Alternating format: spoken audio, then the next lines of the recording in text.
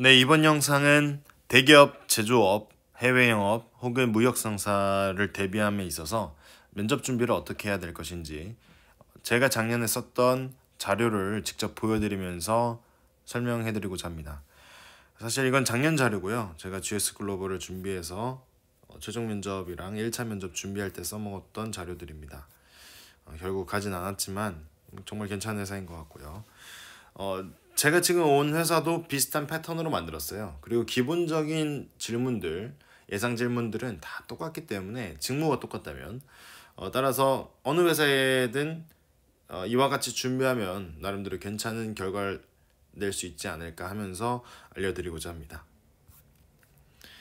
네, 저 같은 경우에는 이제 목차를 이렇게 썼었고요. 메인 질문들, 그 다음에 뭐 1차 면접 관련해서 제가 얘기했던 거, 뭐 1차 면접이라면은 뭐 상관없겠죠. 그 다음에 그 회사, 담당 회사의 최근 이슈, 사업, 회사 분석을 하는 겁니다. 이 회사 분석을 어떻게 해야 될지, 어느 선에서 해야 되는지는 상당히 좀 애매한 것 같아요. 이거에 대해서는 제가 이따 뒤에 설명해 드리도록 하겠습니다. 자, 한번 볼까요? 자, 안녕하십니까. 어떠한 역경이나 고난에도 반드시 최상의 결과를 만들어낸 지원자 땡땡땡입니다. 저는 2018년 캐나다 무역 인턴십 이수를 실패한 경험이 있습니다. 해외 영업 역량을 키우기 위해 계획했지만 현재 도착하고 나서야 그것이 불가능함을 알게 되었습니다. 하지만 그대로 포기하고 귀국하기보다는 일단 현지에 이렇게 왔으니 현지 문화와 일이 어떻게 돌아가는지 알아보자 라는 마음으로 영업 아르바이트에 도전했습니다. 먼 곳에서 온 낯선 동양인에게 호의를 베푸는 곳은 그리 많지 않았습니다. 그럼에도 불구하고 직접 발로 뛰며 80여 번이 넘는 면접 기회를 만들고 매장 영업, 방문 판매 등을 경험할 수 있었습니다. 상황이 힘들다고 해서 회피한다면 얻는 것은 아무것도 없다고 생각합니다. 그 누구보다 적극적이고 뚝심 있는 자세를 통해서 성공적으로 업무를 완수하도록 하겠습니다. 감사합니다. 이 면접 대사는 제가 어떤 회사를 쓸 때도 거의 다 똑같이 썼어요. 하나를 만들어 놓고 계속 우려먹는 거예요. 그리고 이 길이를 보면 그렇게 길지 않아요. 맞죠? 해봤자 한 45초? 1분? 이 정도 안에 떨어질 수 있을 겁니다. 제가 이거는 뭐 오랜만에 읽어봐서 어느 정도 될지 모르겠지만 스피드는 이 정도면 괜찮은 것 같고요. 그리고 뭐 제가 스피킹 뭐 전문가는 아니지만 적어도 안녕하십니까. 여기 힘 줬죠. 어떠한 역경이나 고난에도 반드시 최상의 결과를 만들어내는 지원자 뭐뭐뭐입니다. 자, 이거 하나 얘기한 다음에 어떻게 했죠? 하지만 그대로 포기하고 귀국하기보다는 여기서도 악센트를 좀 주고 전 이게 좀 핵심 그거였어요. 먼 곳에서 온 낯선 동양인에게 호의를 베푸는 것은 그리 많지 않았습니다. 좀 현실적이면서도 좀 감성팔이를 할 수 있는 그런 대사죠. 그리고 이 부분을 제가 읽었을 때 면접관들도 상당히 반응이 좋았던 사람들이 많았어요. 공감이 가니까요. 네. 동양인으로서 캐나다 가는데 얼마나 많은 환대를 받았겠어요. 딱 공감이 가면서 어떻게 이겼을까 하면서 뭐 80여 번이 넘는 면접 기회 이런 거 귀에 들어올 수 있죠. 구체적인 수치니까요. 그렇게 해서 나쁘지 않았던 것 같아요. 자, 그 다음에 영어 면접이나 중국어 면접 분명히 시킬 수 있죠. 그래서 저 같은 경우에는 적어도 그래 다른 질문들은 그렇게까지 시키는 데도 별로 없을 뿐더러 정말 뭐 예를 들어 자플래닛이든 어디를 봐서 면접 후기가 뭐 이상한 것까지 갑자기 중국어로 말하고 있다, 영어로 말하고 있다. 그럼 준비를 해야 되겠죠. 어느 정도는 대사를 쓰고 자연스럽게 애드립을 칠 정도는 돼야 될 겁니다. 하지만 자기소개는 완벽하게 준비해야 되죠. 各位面试官好，我是对你们很感谢给我这个有意义的机会呢。 이거 엄청 쉬운 말로 해도 돼요. 那我来介绍我自己一下。简单来说，无论我在哪里工作，无论做什么，我都可以办好任何事儿呢，让它成功。我跟这个有关的一个事儿呢，去年我本来就打算去那个加拿大实习，那个就是在一所当地贸易公司。不过到那边以后 이러면서 계속 읽어보는 거예요. 저 진짜 중국어 안 한 지 엄청 오래돼서 지금 성조가 개판인데 이런 걸 계속 외우다 보면은 익숙해지지 않을까요? 네, 뭐 이것도 엄청 간단한 영어도 봐봐요. Hello everyone. 뭐 한 다음에 I'm 뭐뭐뭐 And what I like to talk about myself is that whether I work and whatever I do, I really know well what I have to do and how to resolve unexpected problems. Let me talk about my experience when I failed doing my trading internship in Canada. 이 엄청 간단하면서도 뭔가 자신감 있게 말하는 게 정말 중요한 것 같아요. 자, 넘어가겠습니다. 그 다음에 저 같은 경우에는 캐나다 무역 인턴십을 갔다고 했잖아요. 왜 갔냐? 당연히 물어볼 수 있지 않을까요? 질문거리, 대비를 하는 겁니다. 그래서 뭐 중국에서 이런 것도 하나 얘기할 수 있고 이렇게 얘기할 수 있고 자, 그래서 왜 불가능했냐? 자, 이런 거 다 진짜와 그런 구라의 사이를 넘나드셔야 돼요. 좀 그게 필요합니다. 감성파리와 함께. 자, 일단 여기서는 제가 데뷔를 했죠. 현재 가보니까 제 잘못이 아니라 에이전시에게 약간 속았다. 그래서 없었다. 자, 그 다음에 이것을 80일분의 면접? 왜 그렇게 했죠? 물어볼 수도 있지 않을까요? 결국 이걸 물어본 사람들은 없었고 어떻게 했는지를 물어본 사람들이 많았어요. 여하튼 자, 이때도 무엇을 했는지에 대해서는 확실하게 제가 대비를 해야 되겠죠. 자, 이게 진짜일 수도 있고 가짜일 수도 있어요. 하지만 누군가 물어봤을 때 내가 정말 일목요연하게 말할 수 있을 정도가 되려면 미리 준비를 해야 된다는 거죠. 제가 알더라도 준비를 안 하면 흐지부지 계속 질질 끌 수가 있잖아요. 그게 아니라 무조건 두 갈식으로 얘기할 수 있게끔 준비를 해야 된다는 겁니다. 이해가셨나요? 자, 그 다음에 마지막 할 말. 이것도 중요하죠. 다 끝나고 마지막 할 말 하세요. 할 때 뭐 저는 이거는 이제 회사마다 조금씩 다르죠. GS 글로벌 같은 경우에는 이제 중국 기능이 없었어요. 제가 봤을 때. 그래서 중국 시장이 뭐 이렇게 매출액의 30%를 차지하고 있다. 이거 인터넷으로 다 찾았겠죠. 그래서 고객들 위해서 제가 한번 만들어 보고 싶습니다. 뭘 만들겠어요? 이거 만드는 거 홍보팀이에요. 근데 어찌 되었든 해외 영업한테 원하는 게 뭐라고요? 적극성입니다. 신입사원한테 원하는 건 적극성이에요. 애사심. 일목요연하지 않아요? 일맥상통하지 않나요? 엄청 대단한 것도 아닌데 작은 것을 유심히 봤다는 거죠. 우리 회사에 중국 기능이 없다는 것을. 자, 저는 개인적으로 이거 너무 제 스스로가 나라시즘이긴 하지만 만족스러웠고 괜찮은 반응을 얻어서 결국 최종 합격도 했습니다. 자, 한번 꼭 이런 디테일 같은 거 꼭 홈페이지 얘기 안 해도 돼요. 아주 상세한 거지만 뭐 가령 예를 들어서 어떤 사람들은 뭐 롯데 면세점이다. 어디 면세점인데 거기 가보니까 외국인 이제 사람들이 보기에 이제 보통 가면은 키오스크가 있잖아요. 보통 방문객들을 위한. 근데 예를 들어서 어디 면세점은 그게 좀 불편하게 되어 있더라. 그래서 제가 직접 면세점에 가서 그런 위치나 시스템을 좀 더 바꾸고 싶다. 이런 얘기를 해도 되겠죠. 저는 예전에 면세점 뭐 결국에는 귀찮아서 안 썼지만 한번 가보긴 했습니다. 진짜. 가봐서 그런 거 써볼까도 생각을 해봤고 이런 경험담들이 많아요. 그렇기 때문에 귀찮더라도 한번 직접 회사를 가든 회사 홈페이지를 보든 매장을 가든 한번 보고 오세요. 훨씬 더 아이디어가 좋게 나올 수 있을 겁니다. 자, 그 다음에 왜 우리 회사여야만 하는가? 요즘에는 GS 글로벌을 갈 거리라는 생각도 하지만 뭐 항상 일단 넘어가겠습니다. 자, 왜 가야 되냐? 사실 왜 가야 되는 이유는 별로 없어요. 우리는 왜 가야 되죠? 취업하기 위해서. 그거밖에 없잖아요. 사실 이 회사는. 근데 간단하게 설명하자는 거죠. 자소서에서 썼던 것처럼 기존 주력 사업인 이런 거 하고 있습니다. 저는 여기에 함께 기여하고 저의 커리어도 함께 쌓고 싶습니다. 자, 자소서보다 훨씬 더 짧겠죠. 네, 그냥 우리 회사 뭐 하고 있습니다. 저 여기 관심이 있어서. 아니면 이런 것도 되겠죠. 저희 회사가 어디 사업 예를 들어서 어디 뭐 전력 사업을 했다 진짜.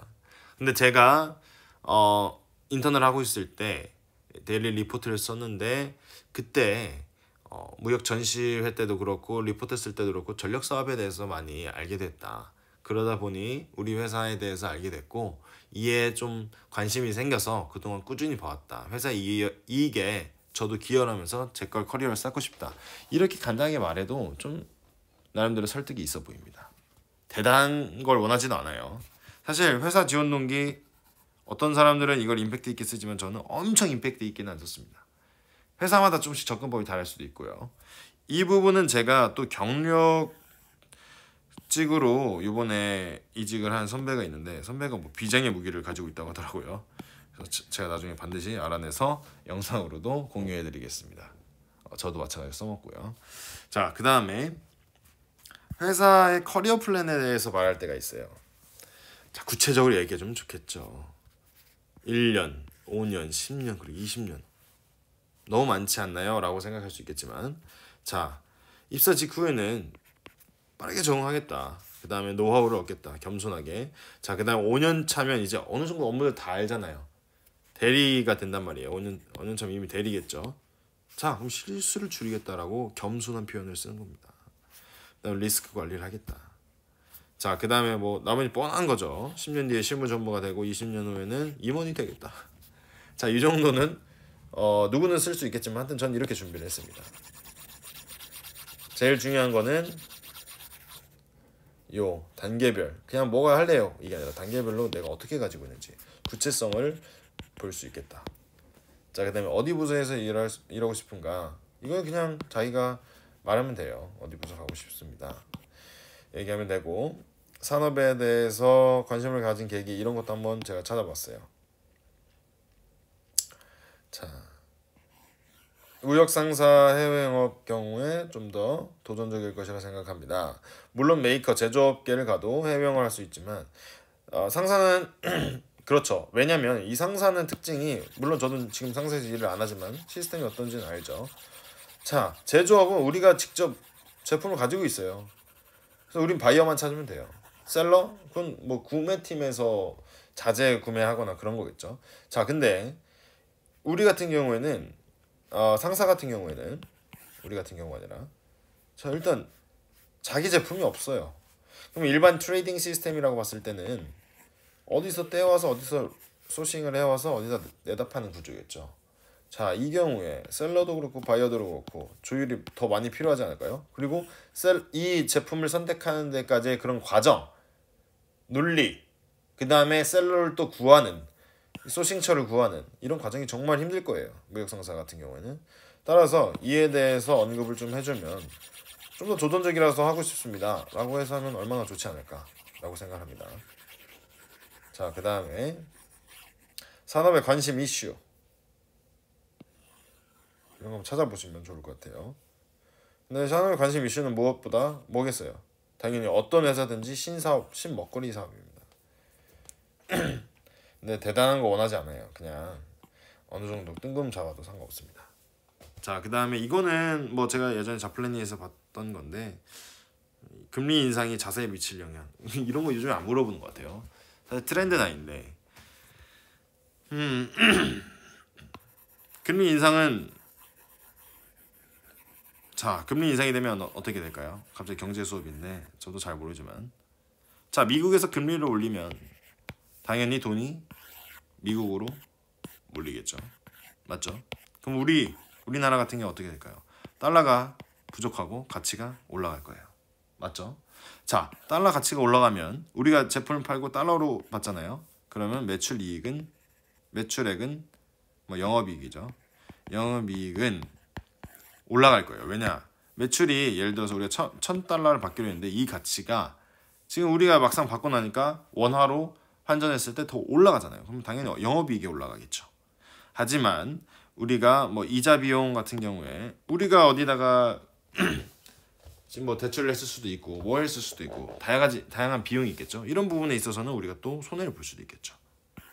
이 정도는 배경 지식으로 알아두시면 좋을 것 같습니다. 자, 그 다음에 우리 회사가 타 경쟁사에 비해 우위에 있는 것이 무엇인가? 이거 정말 어렵죠.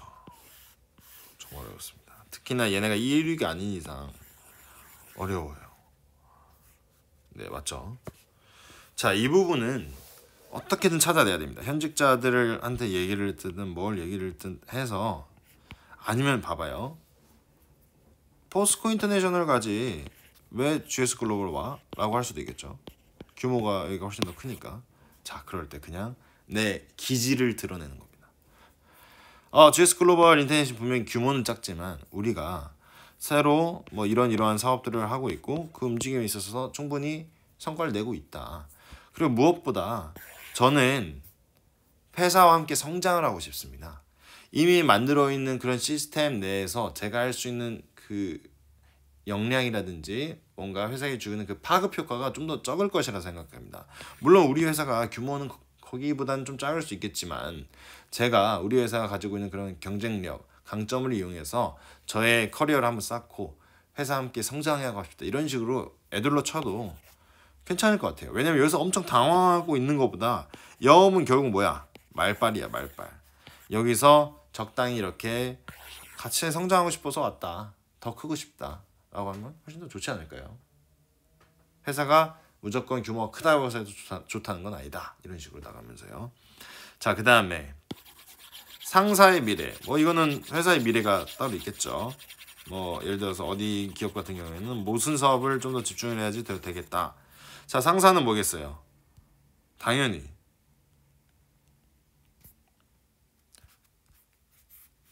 자, 이 먹거리 사업을 발굴하는 거겠죠. 신규 사업을.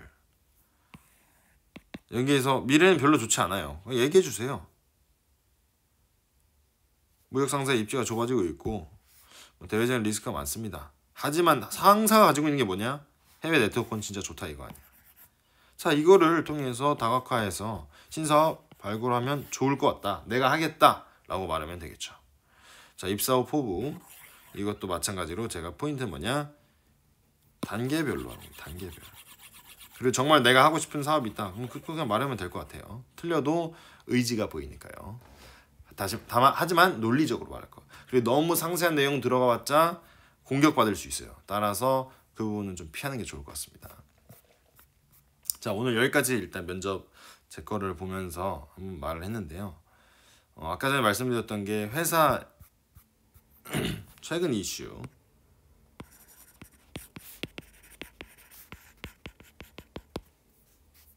회사 분석 어떻게 하나요? 제가 이제 어디 그런 취업 관련 회사라고 해야 되나요? 하여튼 그 플랫폼에서 멘토링을 몇 번 했습니다. 그때는 항상 말씀드렸는데 회사 분석하는 방법은 다양한 방법이 있겠지만 제일 좋은 건 현직자 알아내는 거. 현직자한테 직접 듣는 겁니다. 자, 그다음 네이버 투자 거기 안에 들어가면 산업 종목 뭐 분석 리스트 뭐 이런 게 있어요. 이런 걸로 산업 분석도 할 수 있고요. 그 다음에 당연히 다트 한번 무조건 들어가야 되죠. 전자공시 시스템. 여기는 그냥 기본입니다.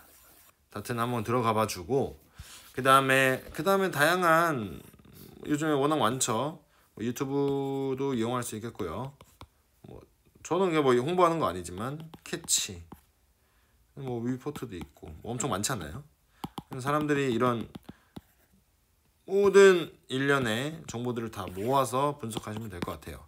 그리고 이 분석한 내용이 정말 맞을까? 라는 걱정하지 마세요. 정말 이상한 방향만 아닌 이상 신입사원한테 제가 누누이 말하지만 회사가 기대를 그렇게 많이 하지 않습니다. 우리 회사를 정말 잘 파악해서 우리 회사를 일으켜줄 사람 왜 신입사원 뽑을까요? 경력 뽑으면 되지. 신입사원은 그 기질 나가지 않을까 열심히 하는 적극성 이런 거 보는 겁니다. 따라서 너무 그 자료가 틀린 게 아닌가. 자료에 너무 매진하기보다 오히려 면접 준비를 더 해주세요. 제가 아까 전에 보여드렸던 이런 대사들 있죠. 이거 그냥 읽었다가 갑자기 면접날 딱 안 나옵니다. 어떻게? 간단해요. 녹음하는 거예요. 제가 다 외웁니다. 일단 대강 몇 번 많이 봐요. 그 다음에 녹음을 시작하겠죠. 그럼 처음에 하다가 한 10초 20초 있다가 절었어. 다시 녹음 틀어놓고 다시 실전처럼 안 되네. 이게 점점 길어지겠죠. 안 틀리는 게. 그러다가 처음부터 끝까지 안 틀렸다 했을 때 끝내는 겁니다. 그 다음에 다음날 다시 again, repeat. 그 다음에 다다음날 밥 먹을 때, 샤워할 때, 갑자기 길거리 지나갈 때 다 계속 며칠 동안 연습을 해서 제가 이것도 진짜 1년이 넘어도 아직도 기억을 합니다. 그렇게 될 만큼 열심히 연습을 해주셔서 누구보다 자연스럽게 가는 겁니다. 자연스럽게. 그리고 그 다음에는 스터디를 내서 예상치 못한 질문들이 또 있겠죠. 거기에 대한 뭐라고 해야 되겠죠? unexpected questions. 이거를 어떻게 내가 애드립을 칠 것인가, 어떻게 계속 줄거리식으로 연습을 할 것인가, 계속 스터디원들과 함께 연습을 해보는 겁니다. 자, 오늘 면접 관련 얘기는 여기까지 하겠습니다. 감사합니다.